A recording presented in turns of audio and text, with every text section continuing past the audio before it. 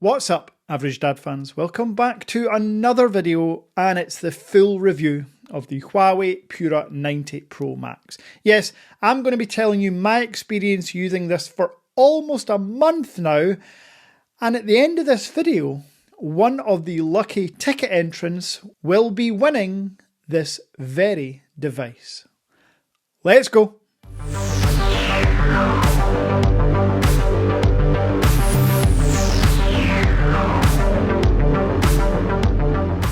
So for those new to the channel or unaware of the prize draw I hold every single month, you can purchase your tickets through the Average Dad Tech Store. Now 5 tickets is £5, 20 tickets is £10 or 50 tickets for £20. There is a free ticket entry option. If you email here, support@averagedadofficial.com, you will get one free entry per month for the draw as well. Now, on the first of every month, I draw a winner from the ticket entries, and this month it just so happens that it's the Huawei Pura 90 Pro Max, coinciding with my full review. In hindsight, I think I should try and do this more often, make it so it ties in, so when I'm done with the phone, I can then give it to someone, but it doesn't always work like that. Now, I have mentioned in many videos previously that I like a large display. That's why I'm such a big fan of foldable phones.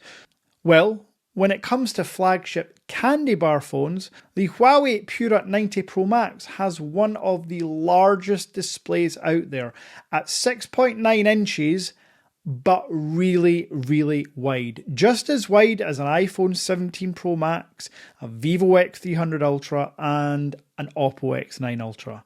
I enjoy having as much canvas as possible, purely because, well, A, I'm blind as a bat, I'm partially sighted, and B, consuming content is much more pleasurable. As you can see here, with just a single hole punch cutout, not the 3 cameras you get on the Mate series from Huawei, this is fantastic. There's nothing I can fault about the resolution, the refresh rate, the colours, the sharpness. It all just works really, really well. And if you are in one of those positions where you don't like to wear headphones, which granted is very few of you, the built-in external speakers are great. Have a listen for yourself.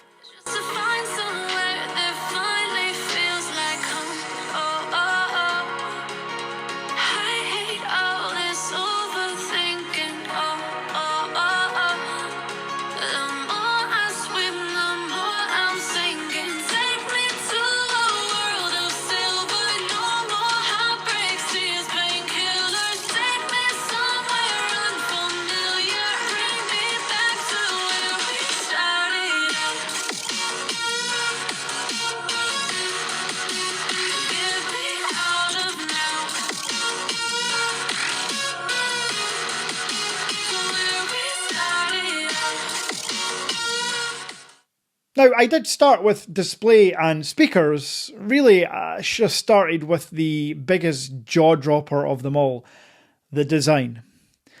After using this phone for a full month, in my experience, I can tell you, my sheer joy at the design of this phone has not waned.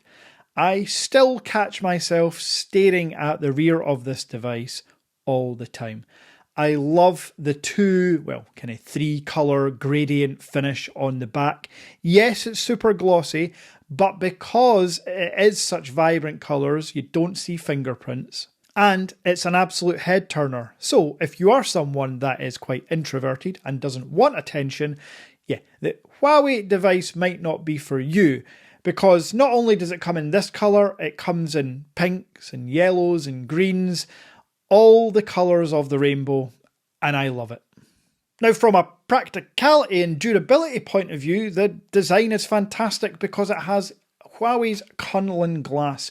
As you can see here, absolutely no scratches, not even micro scratches in the first month of using it. That is helped by the pre-installed screen protector that Huawei put on all their devices.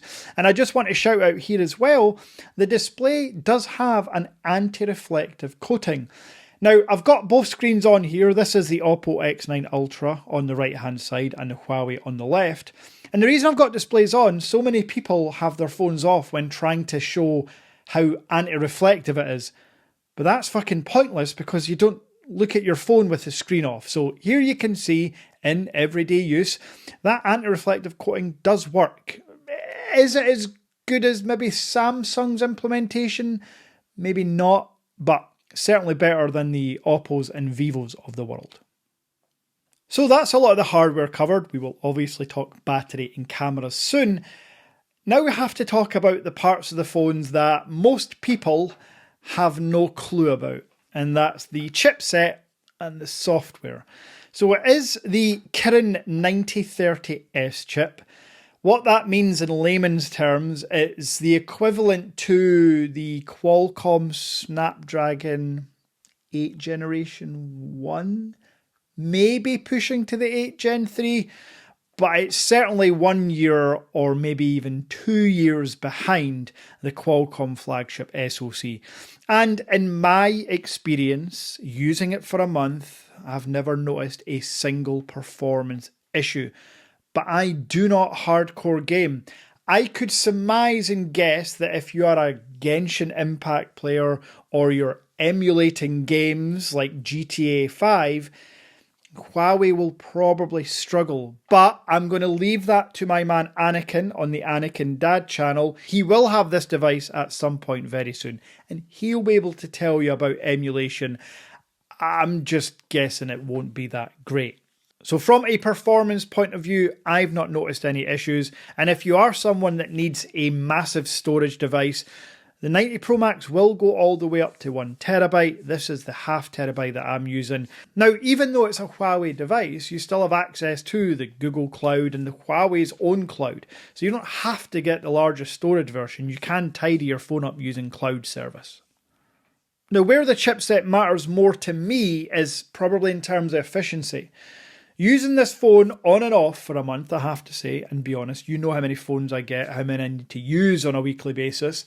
But using this phone on and off, I can confidently say that with the 6,000 milliamp hour cell that charges at 100 watts wired and 80 watts wirelessly, I can get a full day out of this, no problems whatsoever. It's not going to break a sweat. Where I do think, again, the Kirin chip differs from the Qualcomm chip is in the 2-day efficiency. A 6,000 milliamp hour device with an 8 Gen 5 chip, the Elite 8 Gen 5 chip, is going to last you 2 days. Quite comfortably, actually. Whereas the 90 Pro Max with the Kirin 9030S chip, it could do 2 days. You could push it to 2 days, perhaps. But I would confidently say it's more like a day and a half. Which again, is still fantastic because most people charge their phone every day, but you'll work out your charging habits as you always do with any phones. I think we can confidently say that any flagship device, whether it be from Qualcomm or MediaTek or Kirin, in 2026, you don't have battery anxiety anymore for lasting a day. Notice how I didn't mention the Tensor chip from Google, because I do believe battery anxiety is still a thing if you own a Pixel 10 Pro Fold. So before we do the prize draw, we obviously have to talk about the elephant in the room, and it's these cameras. Huawei are known for fantastic cameras, and the Pura 90 Pro Max does not disappoint. This is essentially this year's Ultra version from last year, which for anyone that used it, it was basically the camera phone of the year. And I'm pleased to say that they've not disappointed. It's a triple camera setup with 50 megapixel wide near 1-inch sensor, a 200 megapixel 4x optical zoom telephoto lens, and a 40 megapixel ultra wide. Folks, it's a Pura device from Huawei. Outputs are stunning.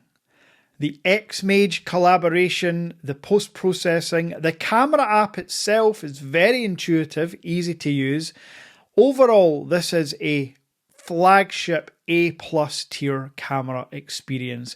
The one downside I've found is the lack of versatility when it comes to video recording. I have gotten so used to 120 frames per second video recording on the Oppos and Vivos and iPhones of the world, with log I might add, that going to the Huawei with capped out 60 FPS and no log, it does feel 2 years behind, which would make sense because a lot of those features are powered by the chipset.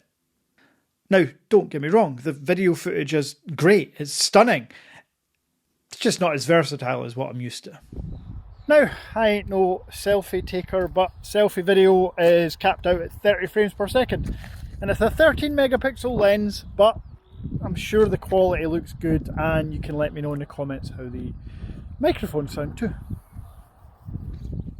So, to summarise my experience using the Huawei 90 Pro Max, I have to say there was a lot of pressure on Huawei to deliver with this. Because the Pura 80 Ultra done so well, stealing the iPhone's naming convention and dropping Ultra was a bold move.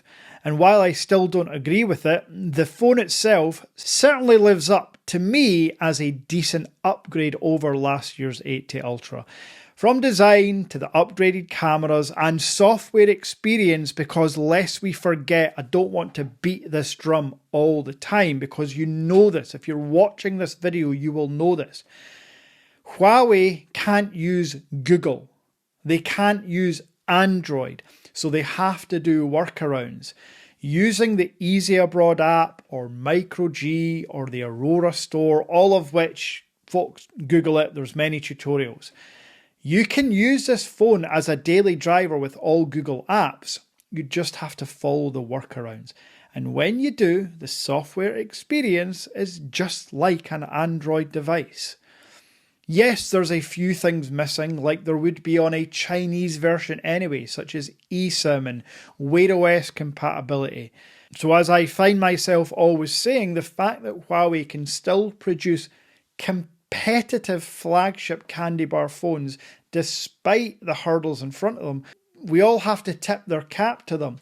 The one thing I would say is, looking into the future like some form of Mystic Meg, Huawei will need to step up their SoC game. That chipset has to be better, because we're already seeing the leading edge 8 Gen 5 Elite, whatever it is, I think they're calling it leading edge, on the new Red Magic.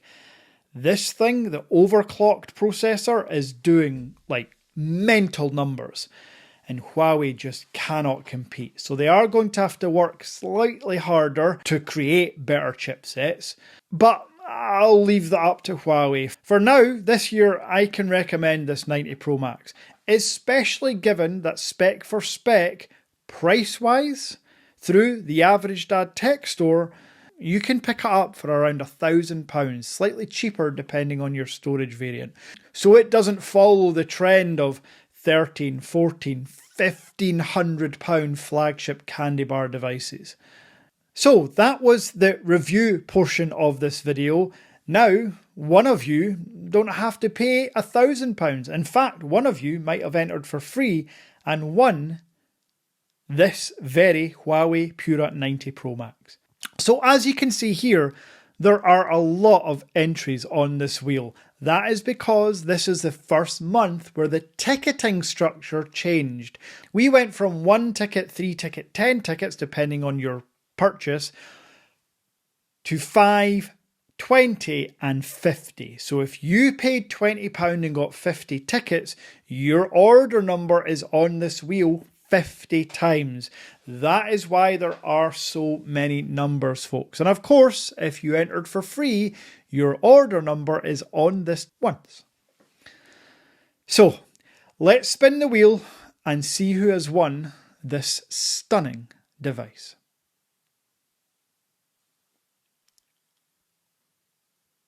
Ross Irwin, congratulations, my friend. I will be shipping the Pura 90 Pro Max to you tomorrow, so you'll have it in 2 days. I'll send it Royal Mail special delivery, next day guaranteed, since you are in the UK.